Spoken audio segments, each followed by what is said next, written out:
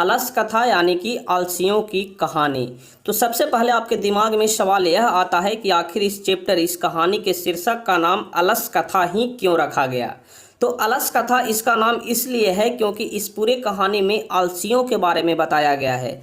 आलसियों के बारे में एक छोटी सी कहानी है जिसके बारे में ही हम लोगों को पढ़ना है, और चूंकि यह कहानी आलसियों के बारे में है इसलिए इसके शीर्षक का नाम अलस कथा रखा गया है।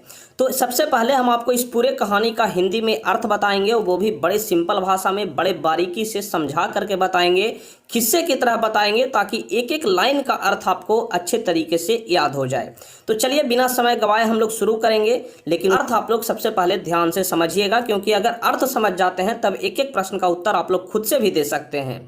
तो देखिए, सबसे पहले हम लोग जानते हैं कि इस कहानी के लेखक कौन है।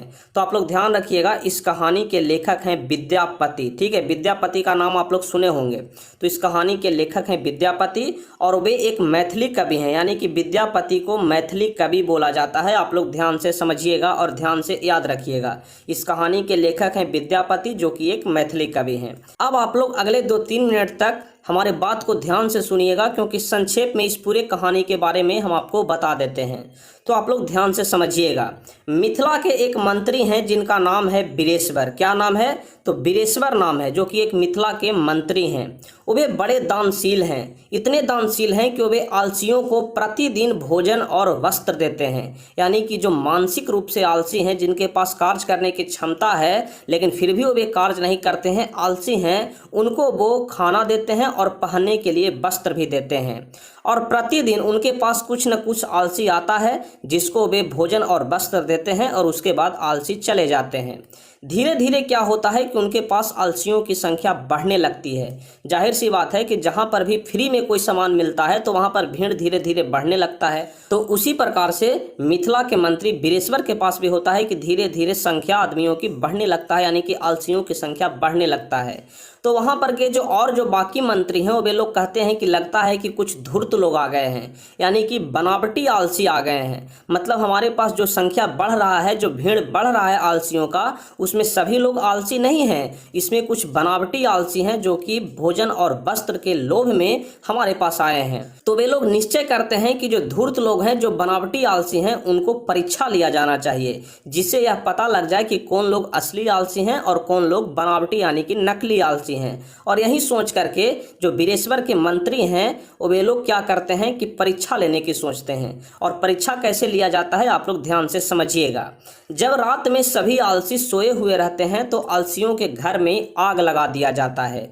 आग लगने से क्या होता है कि जो धूर्त लोग होते हैं, जो बनावटी आलसी होते हैं, वे लोग जैसे ही आग देखते हैं कि घर में आग लग गया तो वे घर से निकल करके भाग जाते हैं। लेकिन जो सही का आलसी रहता है उसमें 4 लोग वहीं पर सोए रह जाते हैं। बहुत कस के आग लग जाता है लेकिन फिर भी 4 लोग अभी भी सोए हुए हैं। और वे लोग इतने बड़े आलसी हैं, इतने जबरदस्त आलसी हैं कि जिस चादर को ओढ़ करके सोए हुए थे अभी भी वैसे ही ओढ़ करके सोए हुए हैं, और ओढ़ करके सोते सोते ही आपस में बातचीत कर रहे हैं, लेकिन चादर तक को नहीं हटा रहे हैं। इतने बड़े आलसी हैं। और जब आग कस के लग जाता है, जो पहला आलसी है उसमें से सोए सोए बोलता है, वैसी चादर ओढ़े बोलता है कि कैसा शोरगुल है, यानी कि जो हल्ला हो रहा है यह कैसा हल्ला है। तो जो दूसरा आलसी है वह बोलता है कि हमारे घर में आग लग गया है। ठीक है, पहला आलसी क्या बोलता है कि कैसा हल्ला है, तो दूसरा आलसी बोलता है कि हमारे घर में आग लग गया है। बोल तो रहा है, बातचीत कर रहा है, लेकिन अभी भी वह आग लगे हुए घर में ही सोया हुआ है। जब दोनों का बात तीसरा आलसी सुनता है तो तीसरा आलसी बोलता है कि यहाँ कोई धार्मिक पुरुष नहीं है जो भींगा हुआ वस्त्र हम लोग को ओढ़ा दे, जिससे क्या होगा कि जब भींगा हुआ वस्त्र हम लोग ओढ़ लेंगे तो आग हमारा कुछ नहीं कर पाएगा। तो जो तीसरा आलसी है वो भागने के बजाय यह बोल रहा है कि यहाँ कोई धार्मिक पुरुष नहीं है जो भींगा हुआ वस्त्र हम लोग को ओढ़ा दे, जिससे हमारी रक्षा हो जाए। तो चौथा व्यक्ति है, यानी कि जो चौथा आलसी है, वह बोलता है कि अरे बाचाल, तुम चुपचाप नहीं रह सकते हो। यानी कि जो चौथा आलसी है वह इतना ज्यादा आलसी है कि वह बोल भी नहीं सकता है, बोलने में भी आलस कर रहा है, सुनने में भी आलस कर रहा है। तो यह जब बात मंत्री लोग सुनते हैं कि चारों आलसी आपस में बातचीत कर रहे हैं लेकिन नहीं भाग रहे हैं, तो वे चारों मंत्री अंदर जाते हैं, यानी कि घर के अंदर जाते हैं, और चारों आलसियों का बाल पकड़ करके खींच के बाहर लाते हैं कि अरे व्यक्ति, तुम मर जाओगे, इतना जबरदस्त आलसी तुम लोग हो कि तुम लोग मर जाओगे।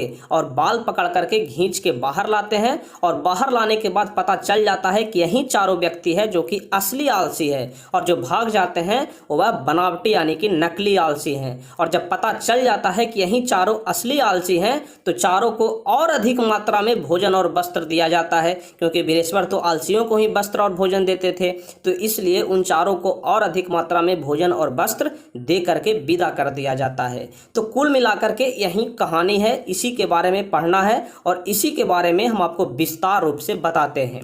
तो चलिए अब हम लोग चलते हैं इसके अर्थ की तरफ कि अगर परीक्षा में आपसे अर्थ पूछ दिया जाए तो किस प्रकार से आप लोग लिखेंगे।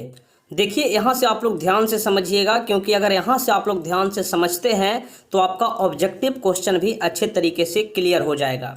तो सबसे पहले कह रहा है कि मिथिला में वीरेश्वर नाम का मंत्री था और वह स्वभाव से दानी तथा दयावान था। अभी हम आपको बताएं कि मिथिला में वीरेश्वर नाम का मंत्री था और वह स्वभाव से दानी तथा दयावान था। वह सभी संकटग्रस्तों और अनाथों का प्रतिदिन इच्छा अनुसार भोजन देता था। उसके बीच आलसियों को अन्न और वस्त्र भी दिया जाता था, यानी कि जरूरतमंद लोगों को जब भोजन दिया जाता था तो वैसे में आलसियों को भी भोजन और वस्त्र दिया जाता था। अब चलिए यहाँ से कह रहा है कि प्रस्तुत श्लोक विद्यापति द्वारा रचित पुरुष परीक्षा ग्रंथ से संकलित आलसियों से लिया गया है। ऑब्जेक्टिव क्वेश्चन में पूछा जाता है कि विद्यापति द्वारा रचित जो अलस कथा है वह कहाँ से लिया गया है, तो आपका जवाब होगा कि पुरुष परीक्षात नामक ग्रंथ से लिया गया है। आप लोग ध्यान रखिएगा। उसमें कभी उन लोगों पर व्यंग किया है जो बिना परिश्रम के जीवन जीने का प्रयास करते हैं। बिना परिश्रम के जीवन जीने का प्रयास करते हैं यानी कि आलसियों के बारे में बताया गया है। जिसकी स्थिति खराब होती है उसमें सबसे प्रथम आलसियों को बताया गया है, यानी कि सबसे प्रथम आलसियों को बताया गया है कि इनकी स्थिति तो सबसे ज़्यादा खराब होता है। अब चलिए उसके बाद कह रहा है कि जो कुछ नहीं कर सकता, यानी कि आलसियों के बारे में कहा जा रहा है कि जो कुछ नहीं कर सकता, जठर ग्रंथि से जलते हुए आग भी उनका कुछ नहीं कर सकता, यानी कि वे भूखे मर जाएंगे लेकिन कोई काम नहीं करेंगे, इतने आलसी होते हैं। आलसी और भूख से पेट जल रहा है उसके बाद भी आलसी लोग खाना नहीं बनाते हैं, ठीक है, और अगर खाना बना लें तो यह असंभव है। यानी कि आलसियों के बारे में यहाँ पर विद्यापति कहते हैं कि जठर ग्रंथि से, आप सभी लोग जानते हैं कि हमारे पेट में जठर ग्रंथि पाया जाता है, तो कह रहे हैं कि जठर ग्रंथि से पूरा पेट जलते रहता है, भूख से तड़पते रहता है, यानी कि जो आलसी होते हैं उनका पेट जलते रहता है, भूख से तड़पते रहता है, फिर भी वे खाना बना लें, यह तो असंभव बात है। तब आलसी लोगों के लाभ सुनकर वहां तोंद बढ़ाने वाले लोग भी जमा हो जाते हैं। अब चलिए यहाँ से आपका असली कहानी शुरू होता है। कह रहा है कि प्रस्तुत श्लोक विद्यापति द्वारा रचित पुरुष परीक्षा में संकलित अलस कथा से लिया गया है, जिसमें सभी लोग सुख सुविधा के जीवन का यापन करना चाहते हैं। बिना मेहनत किए हुए अपने जातियों के सुख को देख करके कौन जंतु नहीं दौड़ता है। यानी कि यहाँ पर लेखक कहते हैं कि अपने जातियों के सुख को देख करके कौन जंतु नहीं दौड़ता है। यानी कि आप लोग देखते होंगे कि जब मनुष्य को कहीं पर भी फ्री में मिलता है तो सारे मनुष्य दौड़ जाते हैं। अगर कुत्ते लोग को कहीं पर मांस मिल जाए तो सारा कुत्ता दौड़ पड़ता है। उसी प्रकार से यहाँ पर लेखक कहते हैं कि अपने जातियों के सुख को देख करके कौन जंतु नहीं दौड़ता है। उसके बाद आलसियों के सुख को देख करके धूर्त लोग भी बनावटी आलसी दिखा करके भोजन ग्रहण करने लग जाते हैं। इसके बाद आलसियों पर अत्यधिक खर्चे को देख करके, यानी कि हम आपको बता रहे थे कि धीरे धीरे वहां पर आलसियों की संख्या बढ़ने लगता है, तो जाहिर सी बात है कि जब आलसियों की संख्या बढ़ने लगा तो खर्चा भी अधिक होगा। तो इसी बात को देख करके सब मिल करके विचार करते हैं कि जो बुद्धि में अक्षम है उनके लिए दयापूर्वक मालिक सामान दिलवाते हैं। यानी कि जो आलसी हैं जिनके पास बुद्धि नहीं है उनको तो जो मालिक है, यानी मालिक कहने का मतलब कि जो वीरेश्वर हैं वह सामान दिलवाते हैं, लेकिन धोखा करके भी आलसी लाभ ग्रहण कर रहे हैं। यह हम लोगों की लापरवाही है।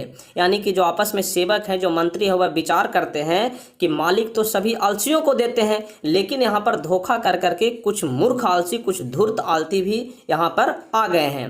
तब आलसी व्यक्ति की परीक्षा ली जाए। वे लोग सोचते हैं कि आलसियों की परीक्षा ली जाए। ऐसा विचार कर आलसी निवास घर में सेवक ने आग लगा दिया। यानी कि जिस घर में आलसी रहते हैं उस घर में आग लगा दिया जाता है। तब घर में आग लगे को देखकर सभी धूर्त वहां से भाग गए। इसके बाद कुछ आलसी भी भाग गए। सिर्फ 4 व्यक्ति सोए हुए आपस में वार्तालाप करने लगे। यानी कि सभी लोग तो भाग गए, सिर्फ 4 व्यक्ति थे जो कि वहां पर सोए सोए वार्तालाप कर रहे थे। पहला बोला, कपड़ा से मुंह ढका हुआ बोला, यानी कि कपड़ा से अभी भी मुंह ढके हुए है, कपड़ा भी नहीं हटाया है, इतना आलसी है। और बोल रहा है कि यह कोलाहल कैसा है, यानी कि यह जो हल्ला हो रहा है यह कैसा हल्ला है। आप लोग देखते होंगे कहीं पर आग लग जाता है तो हल्ला होने लगता है कि अरे आग बुझाओ, आग बुझाओ, आग लग गया। उसी प्रकार का जब हल्ला हुआ तो पहला आलसी बोलता है कि यह कोलाहल कैसा है, कैसा हल्ला हो रहा है। तो दूसरा ने कहा कि लगता है घर में आग लग गया है। दूसरा आलसी बोलता है कि लगता है कि घर में आग लग गया है।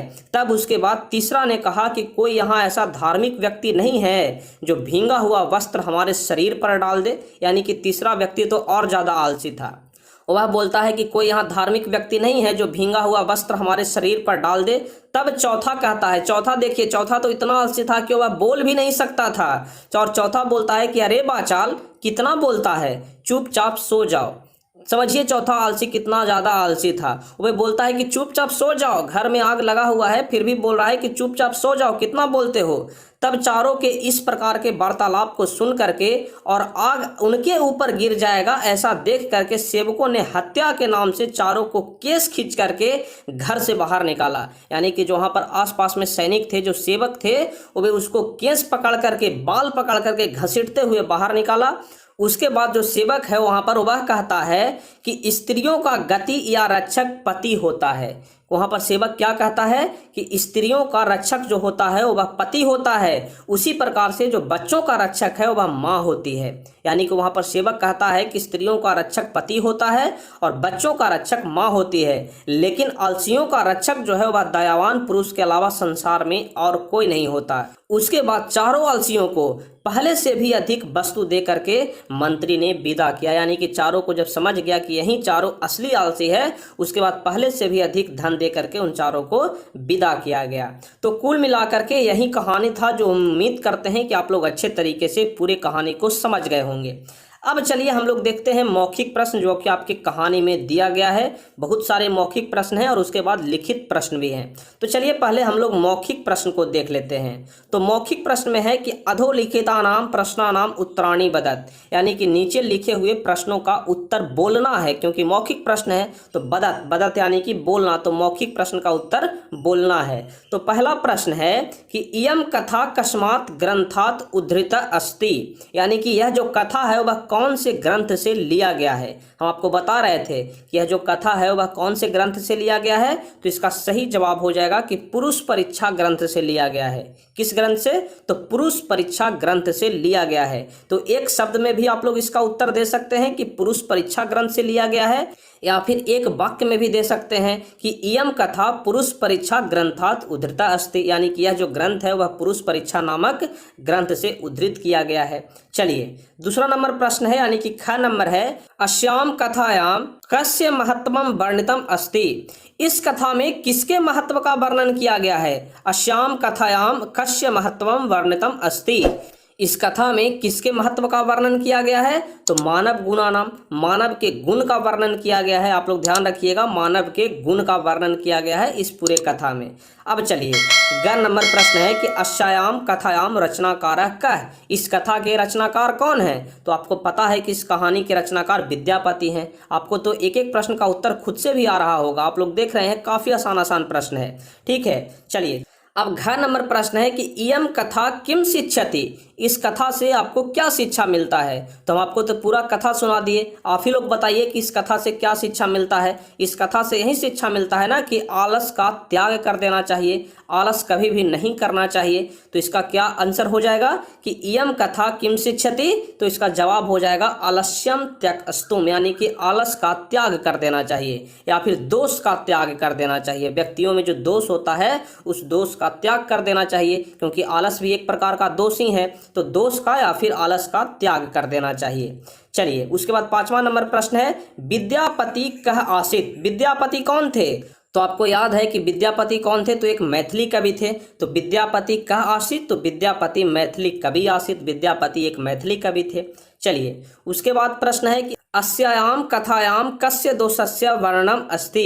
इस कथा में किस दोष का वर्णन किया गया है। काफी आसान प्रश्न है। अस्याम कथायाम कस्य दोषस्य वर्णनम अस्ति। इस कथा में किस दोष का वर्णन किया गया है। तो इस कथा में आलस दोष का वर्णन किया गया है, आलस के बारे में वर्णन किया गया है। तो इसका जवाब आलस्य हो जाएगा। उसके बाद अगला प्रश्न है कि मिथिलायाम मंत्री कः आसीत्। मिथिला के मंत्री कौन थे। तो मिथिला के मंत्री कौन थे, वीरेश्वर थे। तो मिथिलायाम मंत्री वीरेश्वर अस्ति। उसके बाद कह रहा है कि कम दृष्टवा सर्वे धूर्ता पलायिता। क्या देख करके सभी धूर्त वहां से भाग गए, पलायित हो गए। कम दृष्टवा सर्वे धूर्ता पलायिता। तो आप सभी लोगों को पता है कि जब घर में आग लगा उसके बाद आग को ही देख करके सभी धूर्त वहां से भाग गए। तो इसका सही जवाब हो जाएगा गृह लग्नो अग्नि, यानी कि घर में लगे हुए आग को देख करके सभी धूर्त वहां से भाग गए। अब चलिए उसके बाद 5वां नंबर प्रश्न है, यानी कि सबसे लास्ट प्रश्न है। 5वां नंबर नहीं है, सबसे लास्ट प्रश्न है। तो आप लोग इस प्रश्न को ध्यान से समझिएगा। कह रहा है कि अलस्यशालायाम बहुद्रव्य व्ययम दृष्टवा तन्नि योगी पुरुषे की परामिष्टम। कहने का मतलब हुआ कि अलस्यशाला में अधिक मात्रा में खाद्य पदार्थ समाप्त होने लगा तो योगी पुरुष द्वारा क्या सलाह दिया गया। कहने का मतलब हुआ कि जब बहुत सारे धूर्त लोग जब एक जगह जमा होने लगे फ्री का भोजन और वस्त्र लेने के लिए, तब जो योगी पुरुष थे वह क्या सलाह दिए। इसी चीज को यहाँ पर पूछा गया है कि अलस्यशालायाम बहुत द्रव्य व्ययम, बहुत ज्यादा खर्च होने लगा। तो इस चीज को देख करके दृष्टवा, देखिए दृष्टवा मतलब होता है इस चीज को देख करके तनि योगी पुरुषे की परामृष्टम, यानी कि क्या परामर्श दिए। तो यही ना परामर्श दिए थे कि जो धूर्त लोग हैं उन या फिर जो आलसी लोग हैं उनकी परीक्षा लिया जाए। तो इसका सही जवाब हो जाएगा आलसा नाम परीक्षा करतु, यानी कि आलसियों की परीक्षा लिया जाए। एक शब्द में आप लोग जवाब दे सकते हैं कि आलसा नाम परीक्षा करतु, यानी कि आलसियों की परीक्षा लिया जाना चाहिए। तो चलिए पहला प्रश्न तो समाप्त हो गया। अब उसके बाद दूसरा प्रश्न है कि अधोलिखितानाम प्रश्नानाम उत्तरम एक शब्देन लिखत। एक शब्द में आपको उत्तर लिखना है। जो ऊपर वाला है इसका जवाब एक शब्द या एक वाक्य में देना था, लेकिन नीचे वाला जो प्रश्न है इसका जवाब आपको एक शब्द में देना है। तो पहला नंबर यानी कि क नंबर प्रश्न है कि अग्निम दृष्टवा के पलायिता। आग को देख करके कौन भाग गए। तो इसका जवाब हो जाएगा कि आलसी लोग भाग गए। तो आलसा इसका सही जवाब हो जाएगा। अग्नि दृष्टवा के पलायिता, तो आलसा यानी कि आलसी लोग भाग गए। चलिए उसके बाद ख प्रश्न है कि कति पुरुषा सुप्ता आसन। कितने पुरुष थे जो सोए हुए रह गए। कितने पुरुष सोए हुए रह गए। तो इसका सही जवाब हो जाएगा कि चत्वार, यानी कि 4 पुरुष, क्योंकि आलसियों की संख्या कितना था, 4 था। तो 4 पुरुष सोए हुए रह गए। उसके बाद अगला प्रश्न है कि एका पुरुषा किम अवदत्, यानी कि जो पहला पुरुष था वह क्या बोला। तो पहला पुरुष यही ना बोला था कि किस चीज का शोरगुल है, कैसा शोरगुल हो रहा है। तो यहाँ पर इसका सही जवाब हो जाएगा कि प्रथम पुरुष क्या बोला। तो बोला कि कथम अयम कोलाहल, कैसा कोलाहल है। पहला पुरुष यही बोला था कि कैसा कोलाहल है। अब उसके बाद घ नंबर प्रश्न है कि द्वितीय पुरुष किम अवदत्। दूसरा पुरुष क्या बोला। तो दूसरा पुरुष यही ना बोला था कि अस्मिन गृहे अग्नि लग्नो अस्ति, लगता है हमारे घर में आग लग गया है। जब पहला पुरुष बोला कि किस चीज का कोलाहल है, तो दूसरा पुरुष बोलता है, यानी कि दूसरा आलसी बोलता है कि हमारे घर में आग लग गया है। उसके बाद अगला प्रश्न है कि तृतीय पुरुष किम अवदत्। जो तीसरा पुरुष था वह क्या बोला। तो तृतीय पुरुष यही बोलता है कि कह अपि धार्मिका न अस्ति, यहाँ कोई धार्मिक पुरुष नहीं है। तो तीसरा व्यक्ति यही बोलता है कि कह अपि धार्मिक न अस्ति। उसके बाद 4 नंबर प्रश्न कि चतुर्था पुरुष किम अवदत्। जो चौथा पुरुष है वह क्या बोला। तो चौथा पुरुष यही बोलता है कि तुष्टि कथम न तिष्ठता, यानी कि तुम लोग चुपचाप नहीं सोए सकते हो, चुपचाप नहीं रह सकते हो, क्यों हल्ला कर रहे हो। चौथा पुरुष यही बोला था। तो इसका सही जवाब हो जाएगा कि तुष्टि कथा न तिष्ठ, तुम लोग शांत नहीं रह सकते हो। उसके बाद अगला नंबर प्रश्न है कि वीरेश्वर का आश्रित। वीरेश्वर कौन था। तो वीरेश्वर मिथिला का मंत्री था। तो इसका सही जवाब मिथिलाया मंत्री हो जाएगा। उसके बाद अगला प्रश्न है कि तस्य स्वभाव कीदृश आसीत्। उनका स्वभाव कैसा था, यानी कि जो मिथिला के मंत्री वीरेश्वर जी थे उनका स्वभाव कैसा था। तो उनका स्वभाव कारुणिका दानशीला, यानी कि कारुणिक और दानशील था। उनका स्वभाव कैसा था। तो दानशील था, आप लोग ध्यान रखिएगा। उसके बाद अगला नंबर प्रश्न और मौखिक का सबसे आखिरी प्रश्न है कि अलसा नाम सुखम दृष्टवा के कृत्रिमालस्य दृष्टवा भोजनम गृहंति अस्मै। यानी कहने का मतलब हुआ कि आलसियों के सुख को देख करके, अलसा नाम सुखम दृष्टवा, आलसियों के सुख को देख करके बनावटी आलस बनकर कौन भोजन ग्रहण करते हैं। तो कौन भोजन ग्रहण करते थे। धूर्त लोग ग्रहण करते थे। तो अलसा धूर्ता हो जाएगा, यहाँ पर धूर्ता हो जाएगा। आप लोग ध्यान रखिएगा क्या हो जाएगा, धूर्ता हो जाएगा। अलसा धूर्ता, जो आलसियों में धूर्त था वहीं लोग बनावटी आलसी बन करके भोजन ग्रहण करता था। तो एक एक प्रश्न का आंसर हम आपको बता दिए, एक एक प्रश्न का उत्तर हम आपको बता दिए, आप लोग को भली भांति याद हो गया होगा। तो आज के लिए हम मौखिक प्रश्न तक ही रहने देते हैं, अगले वीडियो में हम लोग लिखित प्रश्न को देखेंगे। तो उम्मीद करते हैं कि आज के इस वीडियो में जो कुछ भी हम आपको बताए हैं एक एक बात आपको अच्छे तरीके से याद हो गया होगा, एक एक चीज़ आप लोग अच्छे तरीके से समझ गए होंगे। तो चलिए फिर मिलते हैं हम आपसे अगले वीडियो में, और अगले वीडियो में हम आपको लिखित प्रश्न बताएंगे।